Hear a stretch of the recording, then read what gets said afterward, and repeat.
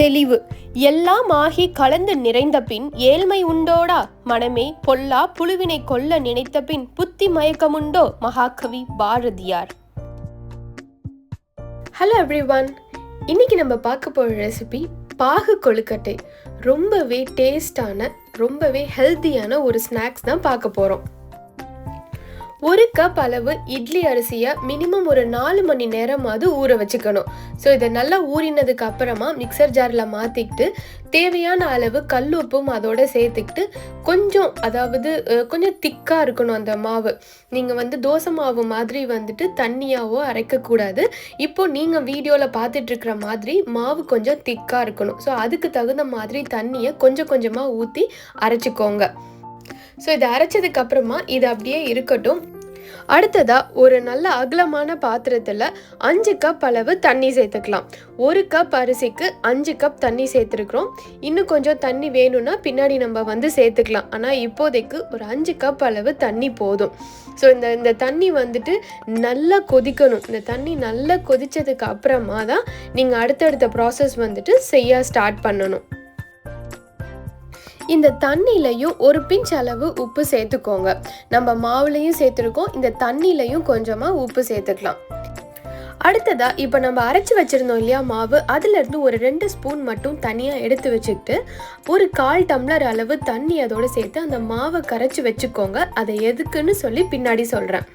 இப்போ இந்த கொழுக்கட்டை நம்ம எதில் செய்ய போகிறோன்னா, நம்ம முறுக்கு புளிவோம் இல்லையா, அந்த உரலில் தான் நம்ம செய்ய போகிறோம். ஸோ அதனால் அதையும் ரெடியாக எடுத்து வச்சுக்கோங்க. ரெடியாக எடுத்து வச்சுட்டு தண்ணி நல்லா கொதித்ததுக்கு அப்புறமா இந்த உரலில் நம்ம ஆல்ரெடி அரைச்சி வச்சுருந்த மாவை அதோட சேர்த்துக்கிட்டு அந்த உரல்லேருந்து டைரெக்டாக அந்த கொதிக்கிற தண்ணியில் நீங்கள் இப்போ வீடியோவில் பார்த்துட்ருக்கிற மாதிரியாக அதை புழிஞ்சு விடுங்க.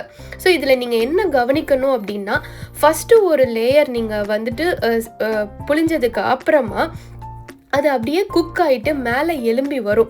அது எலும்பி வந்ததுக்கு அப்புறம் தான் நீங்கள் அடுத்த ஈடை புளியணும். ஸோ நீங்கள் ஒரே தடியாக எல்லா மாவையும் ஒன்றா அதில் புளிஞ்சிட்டிங்க அப்படின்னாக்க சரியாக மாவு வேகாது. அதனால நீங்கள் ஃபஸ்ட்டு ஒரு லேயர் பண்ணிவிட்டு அதுக்கப்புறம் தான் நீங்கள் அடுத்த ஒரு லேயர் அது மேலேயே நீங்கள் புளிஞ்சு விடணும். ஸோ இப்போ ஃபஸ்ட்டு லேயர் பண்ணியாச்சு. இப்போ நீங்களும் பார்த்துட்ருக்கலாம், அது நல்லா பாயில் ஆகிட்டு இருக்கு இல்லையா. இந்த டைமில் ஒரு 1/2 கப் அளவு தனியாக எடுத்து வச்சுக்கோங்க. இதையும் ஏங்கிறத நான் பின்னாடி சொல்கிறேன். ஸோ இந்த மாவை பிழிஞ்சதுக்கு அப்புறமா அது கொதிச்சு வரும் பொழுது 1/2 டம்ளர் தண்ணியை எடுத்து வச்சுக்கோங்க. ஸோ இப்போ ஓரளவு நல்லா குக் ஆகிடுச்சு. குக் ஆனதுக்கு அப்புறமா அதை ஜஸ்ட் அந்த ஸ்பூனில் எல்லாமே ஒட்டி இருக்கும் இல்லையா, அது எல்லாத்தையும் நம்ம செப்பரேட் பண்ணிடலாம். செப்பரேட் பண்ணினதுக்கு அப்புறமா இப்போது அடுத்து மீதி இருக்கிற மாவையும் அதோட நம்ம மேலே புழிஞ்சு விடுறோம்.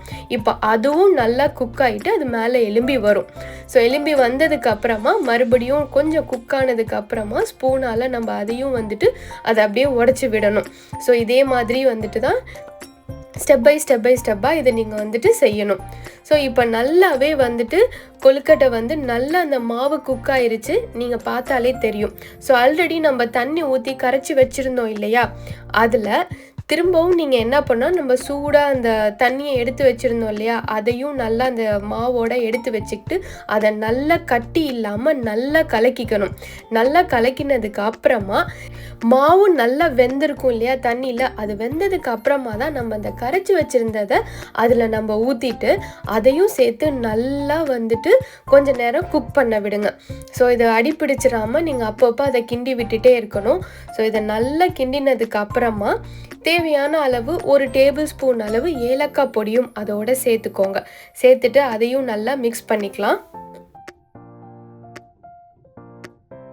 ஏலக்காய் பொடி சேர்த்ததுக்கு அப்புறமா 1/2 மூடி அளவு தேங்காய் திருவி வச்சுருக்கலாம். அந்த துருவின தேங்காவையும் இதோட சேர்த்துக்கிட்டு அதுக்கப்புறமா தான் 1 கப் அளவு அரிசிக்கு 1 கப் அளவு வெல்லம் சேர்த்துக்கணும். ஸோ இந்த வெல்லம் நீங்கள் நல்லா குவாலிட்டியான வெல்லமாக இருந்தால் டைரெக்டாக சேர்த்துக்கலாம். அப்படி இல்லை அப்படின்னாக்க நீங்கள் ஆஸ் யூஷுவல் நீங்கள் என்ன ப்ராசஸ் பண்ணுவீங்களோ அதை வடிகட்டிட்டு அதுக்கப்புறம் கூட நீங்கள் சேர்த்துக்கலாம். ஸோ இதில் என்ன கவனிக்கணும் அப்படின்னா, மாவு நல்லா வெந்ததுக்கு அப்புறமா தான் நீங்கள் வெல்லமை சேர்க்கணும். இந்த வெல்லமை சேர்த்ததுக்கு அப்புறமா அது நல்லா வந்துட்டு மெல்ட் ஆகிட்டு அதை நல்லா கிண்டி விட்டுட்டே இருங்க. கிண்டி விட்டுட்டே சிம்மில் வச்சு அதை வந்து குக் பண்ணணும். ஸோ ஒரு 5 நிமிஷம் அதை மூடி போட்டு குக் பண்ணினதுக்கு அப்புறமா நம்மளுடைய பாகு கொழுக்கட்டை சூப்பராக ரெடி ஆயிரும். இப்போ நான் சொன்ன மாதிரியாக ஸ்டெப் பை ஸ்டெப் ப்ராசஸில் நீங்கள் செஞ்சீங்கன்னா நல்ல டேஸ்டியான ஹெல்த்தியான ஒரு ஈவினிங் ஸ்நாக்ஸ் வந்துட்டு சூப்பராக ரெடி ஆயிரும். இது நிஜமாவே ரொம்ப டேஸ்டியாக இருக்கும், ரொம்ப ஹெல்த்தியும் கூட. நல்லா இதில் வந்துட்டு ஆயில் கிடையாது, நம்ம ஃப்ரை பண்ணல, ஒயிட் சுகர் சேர்க்கலை, ஸோ வெல்லம் தான் சேர்த்துருக்கோம். இது எல்லாமே பார்த்திங்கன்னாக்க ரொம்பவே நல்லது தான். ஸோ குழந்தைங்களும் இது நல்ல ஸ்வீட்டாக இருக்கிறதுனால விரும்பி சாப்பிடுவாங்க. வீட்லேயும் ஏதாவது சாமி கும்பிடணும், பூஜைக்கு, அந்த மாதிரியான விசேஷத்துக்கும் நீங்கள் கூட இந்த ஸ்வீட்டை வந்துட்டு செஞ்சு ட்ரை பண்ணி பார்க்கலாம். பாகு கொழுக்கட்டை செஞ்சு பார்த்துட்டு எப்படி இருந்ததுன்னு சொல்லுங்கள். உங்கள் ஃப்ரெண்ட்ஸ் கூடவும் ஷேர் பண்ணுங்கள். மறக்காமல் சப்ஸ்கிரைப் பண்ணுங்கள். தேங்க்ஸ் ஃபார் வாட்சிங்.